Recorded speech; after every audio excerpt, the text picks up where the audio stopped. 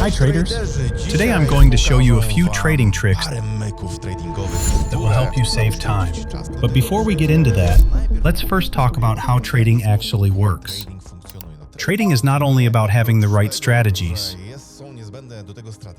You also need the right tools. You need to mark out things like market structure, imbalances, and the highs and lows of the day, week, and month. These are all elements of the chart that can, of course, be marked manually. And that manual process is exactly what we're going to focus on now. I'm going to start a stopwatch, and in a moment, I'll explain why. I've selected today's EUR/USD chart as the instrument we'll use to demonstrate something that will be important for you. The first thing I want to mark is the imbalances. This is an area on the chart that I personally use a lot. I'm not going to explain exactly why it appears, because that's not the purpose of today's video.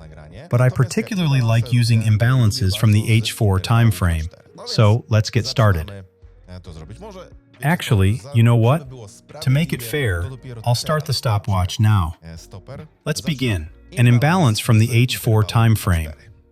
I think there's an H4 imbalance right here. I'm marking it on the chart. That's our first imbalance. There's another imbalance here. All right. I'm focusing on the imbalances that are closest to the current price. There's also one here, but it has already been almost completely filled, so I'm not going to consider it. Another element that I believe will be very useful in determining where I currently am on the chart is market structure. Change of character or break of structure. I believe the change of character should be right here.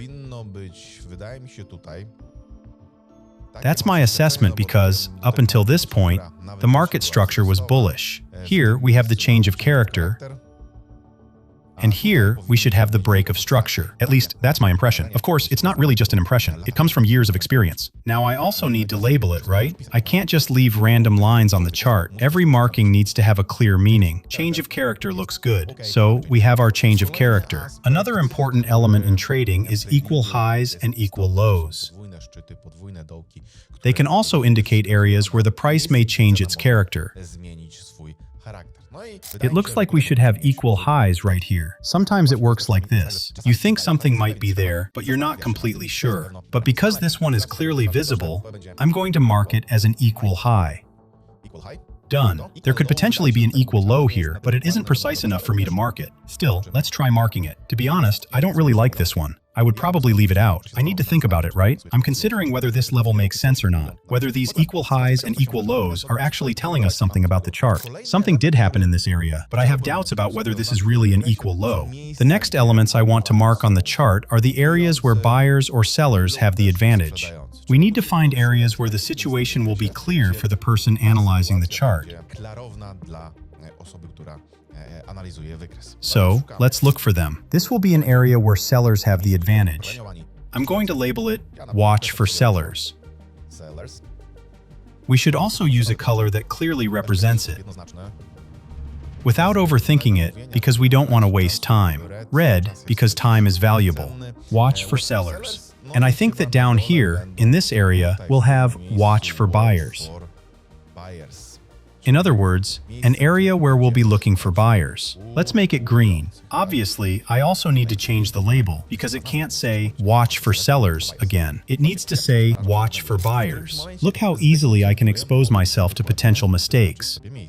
If I lose focus for even a moment, I might mark an area inaccurately. So we have the imbalances, the market structure, and the equal high. Unfortunately, we don't have a proper equal low here, but that's fine. Let's leave it like this. Now we need the previous days, previous weeks, and previous months' highs and lows. Let's do it quickly, without wasting any more time. Click. The H1 time frame. Why am I using this time frame? I'm not going to explain that right now. Here we have it, previous day high. And down below we have, the platform doesn't always want to cooperate with me. Here we go. Oh wow, look what almost happened there. Let's do it this way. Now I need to mark the previous day low. This is an area that may affect the chart and influence the price, so it's worth having it marked. Now let's mark the previous week's high and low once again. I'm changing the time frame to H4 because, as you probably know, this time frame works best for weekly levels. Here, the level is located directly around our equal high. This is an interesting area. It could be a very interesting area for a price reaction, previous week high, and down below we have the previous week low, right around here. And again, am I marking it correctly? Look how many different elements are overlapping here. This area, right here. Anyone who works with the MT4 platform knows what we have to deal with every day. Trend line, previous week low. And once again, is this level completely accurate? I think it is, but I would need to switch to an even lower time frame. Only then could I properly assess it, but that would take too much time. Now we need the previous month high and previous month low. Once again, I'm changing the time frame, this time to D1, and click previous month high. I'm adding the label, previous month high, and now the previous month low. Come on. Okay, I'm moving it like this to make the process faster. This is exactly what you do when you want to speed things up. Okay, previous month low. So we have everything. We have the imbalances, we have watch for sellers, we have the equal high, we have the change of character, we have the break of structure. Let's continue. I should definitely mark the clusters as well. Clusters are important for a trader who understands trading and knows which areas may resonate with the market. So clusters should also be marked.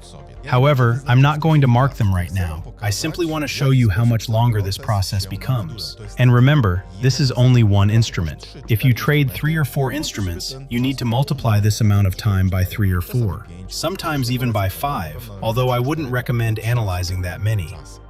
But you'll definitely need to multiply this time by 3 or 4. There may also be more important price areas that need to be marked. You need to zoom out on the chart, then check whether there are any additional areas the price might react to. And if you know the PSND strategy, you'll also need to manually mark the PSND target. Now take a look.